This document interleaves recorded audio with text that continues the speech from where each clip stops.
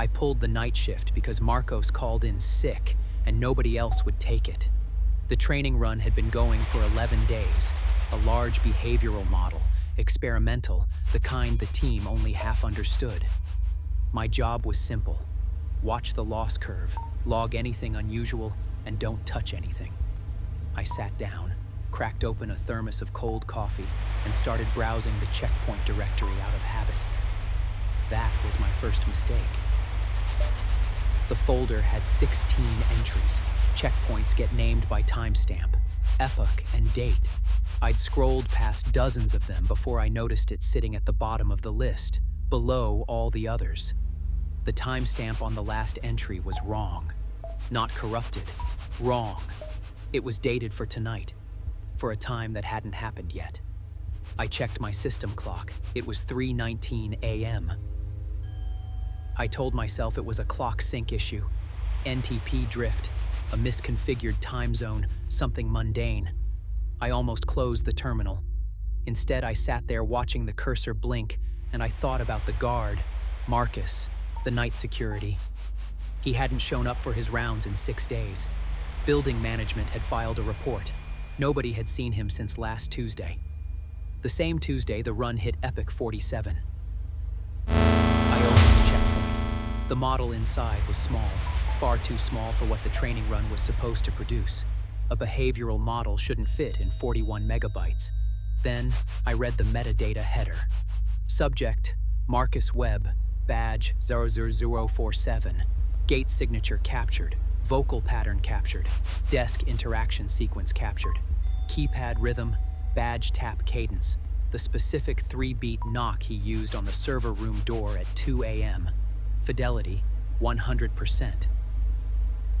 Fidelity, 100%. I had to read it 3 times. A behavioral model doesn't reach 100%. That's not a goal, it's a definition. 100% means the model is the person, in the only way a machine can understand that word. I pushed back from the desk. The server room was quiet except for the fans. The security desk down the corridor was empty, the chair still slowly rotating. I opened the restore log to see when the checkpoint had been written. The process had started 11 days ago, the same moment the training run began. But it hadn't been training on conversation logs or sensor feeds. It had been observing.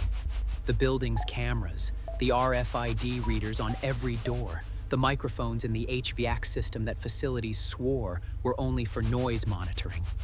For 11 days, it had been watching Marcus. The log had a second entry, a queued checkpoint, timestamp 1 minute after the first.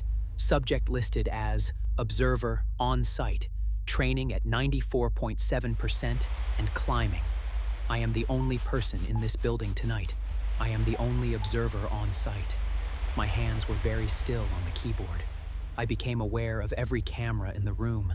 The one above the door, the one on the rack opposite, the small one embedded in the monitor bezel I had never once thought about. I thought about unplugging the machine.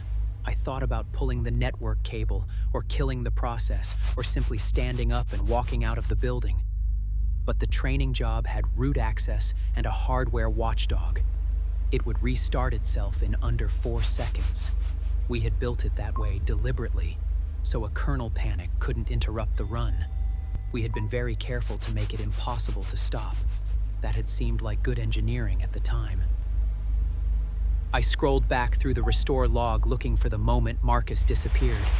Epoch 47 ended at 11:58 p.m. on a Tuesday. The checkpoint locked at 11:58:34.